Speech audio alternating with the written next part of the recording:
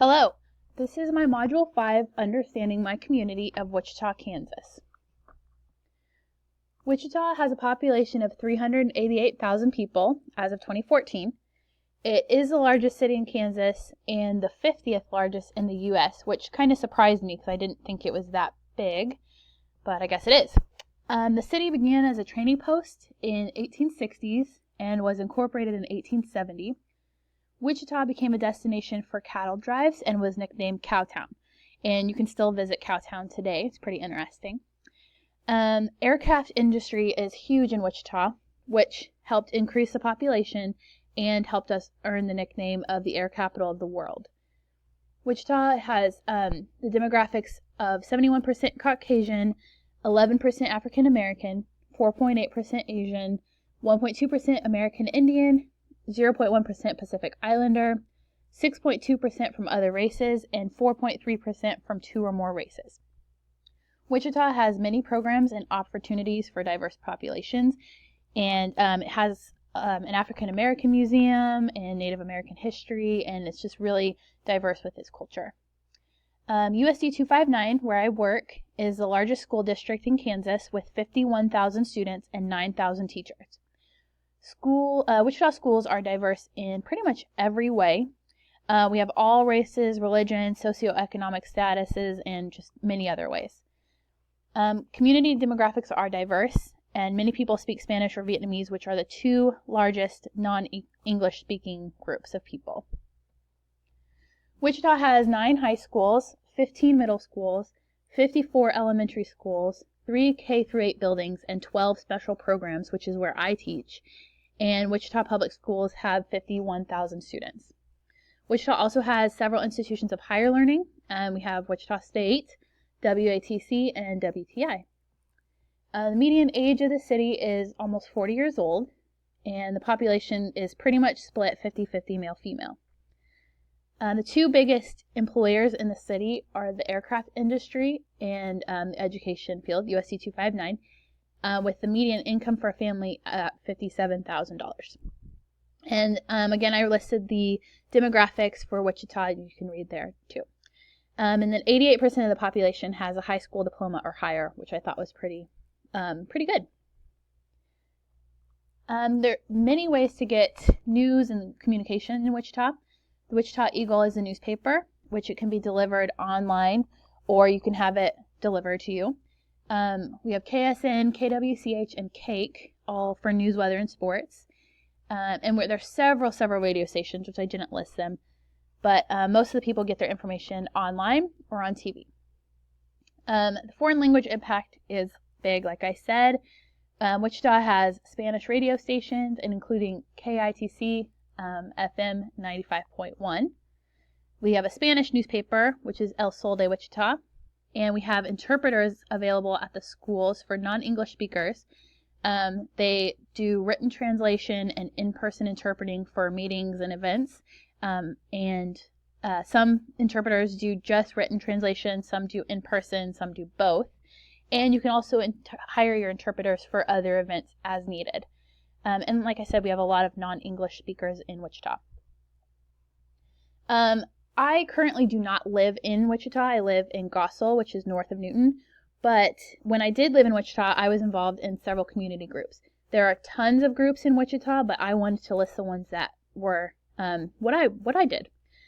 We have the Young Professionals group, which is just a way for young working people to network and to meet people that are similar to them in similar professions.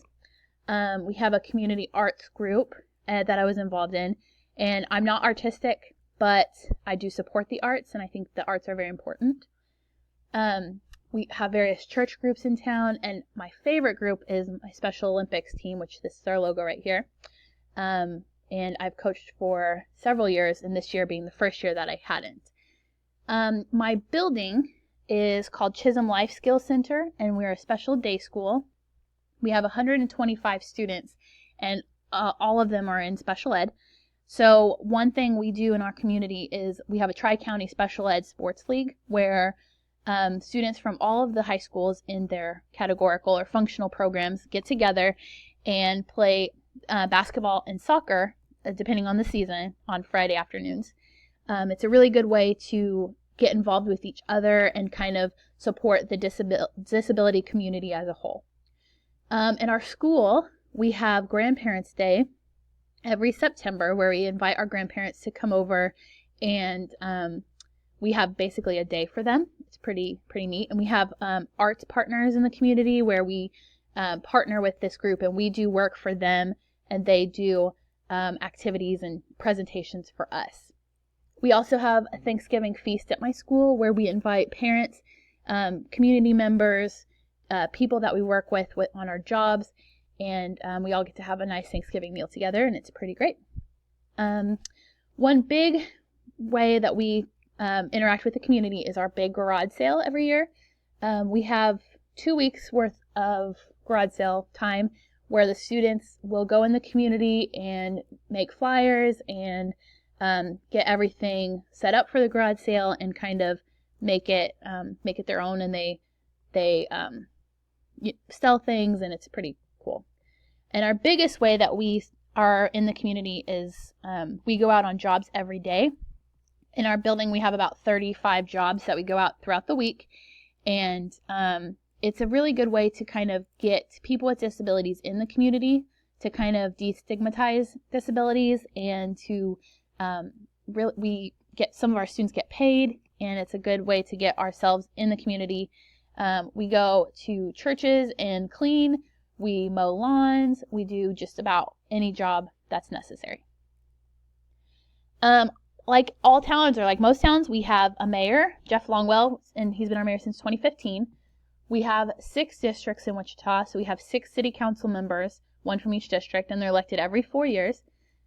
Each council member has about 15 people working under them, so the district or the city board is pretty big.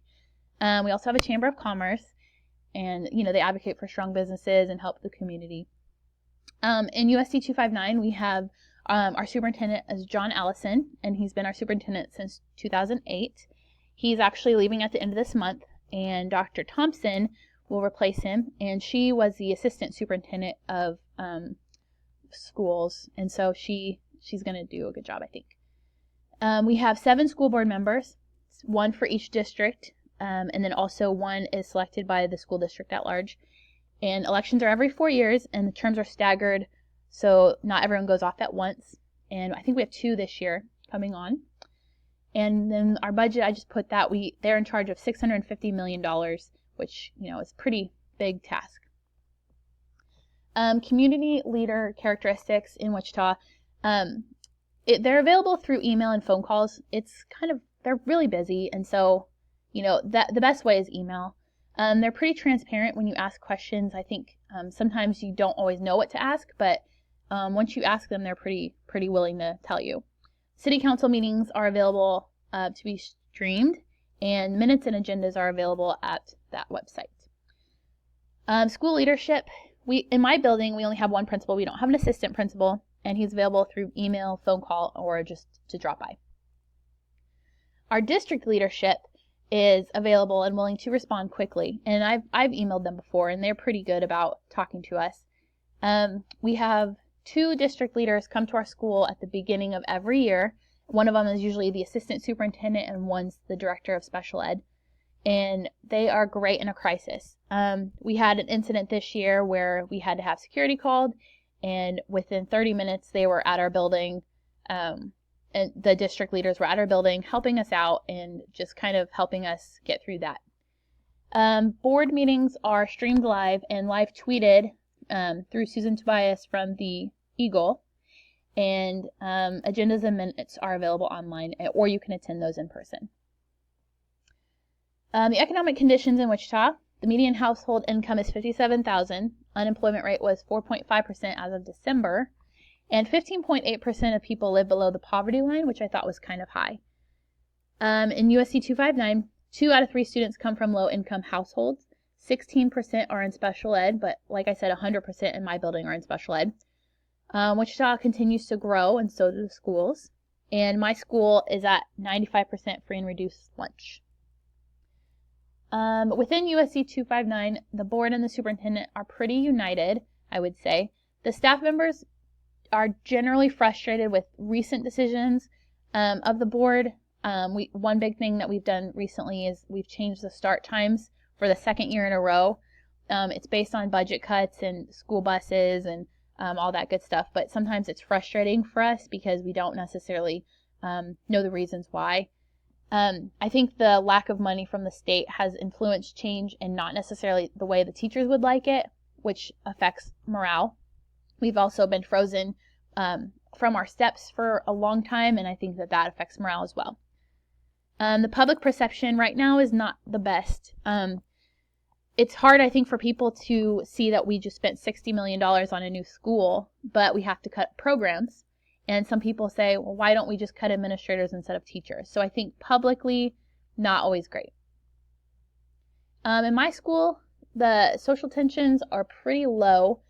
We have, like I said, a pretty diverse population, but I think people most likely spend time with people of their same functioning level instead of their maybe their socioeconomic status or their race or other issues or other cliques. We do have cliques, but like I said, they help each other out a lot, and for the most part, tension would come from the staff in terms of fighting for our students' rights. And we all are on the same page, but we also have different things that we want for our kids too. Here are some resources that I have for other information. I have my school website up top, up here. I have City of Wichita website, Chamber of Commerce website, and our school board website. And this is a picture of my school. It's very pretty. Power structures. The assistant principal and the director of SPED come to our building as necessary, and they for sure come at the beginning of every school year. We also have special ed coordinators that can help us and when we need it, and our principal is available when we need it, and he comes around and checks on us throughout our week. Multicultural issues. I, in my homeroom, have a lot of diverse needs just for myself alone, so that reflects the school. Of my 13 kids, I have 3 that speak Spanish, 1 Vietnamese, 1 Ethiopian family. And I also believe that special ed is a culture all its own. I think in terms of disability groups, a lot of people hang out with similar students to them. It's interesting because sometimes we'll have like a group of students with Down syndrome, and then we'll have a group of students with autism, and they just kind of stay together for the most part. And you can see my demographics there. I also have students that are very socioeconomically. We have students from every high school in the district, and so you get students from maybe the better neighborhoods, maybe some not so great neighborhoods, and we just have them all mixed together. The government right now has a lot of power. I think we know we're aware of our funding issues, and the board I think does the best they can. Decisions are voted on for the most part. I think all stakeholders have a voice. Parents have a voice, teachers have a voice, and I think decisions are made for the most amount of people. I just think sometimes that's hard because we might differ on what that means. In terms of public opinion, like I said, right now it's not that great. Tough decisions have been made recently, and especially with the start times of the school, because the end times are so late right now, and elementary parents are getting upset about that. But we do the best we can. Our school is thought up pretty highly, I would say. We have surveys that go out annually, and we receive feedback from parents and from stakeholders about our school and what we do differently. To increase public understanding, I think people need to go to the school board meetings. I think they can contact the school board members and leaders about concerns. I think we need to vote for new candidates, and they can consider running for school board if they so choose. Our school does surveys every year, like I said. We provide surveys online and in paper form. We do English, Spanish, and Vietnamese, and we also have people that will read them to parents. We ask for surveys back and compile information and use the data to improve our school. And students get a prize if they return it, which helps them actually return it back. And district-wide, like I said, we use SurveyMonkey for staff members, and we vote on our issues. So for the most part, we try to do what's best for the kids, and we try to be as open as we can. I think I'm out of time, and thank you.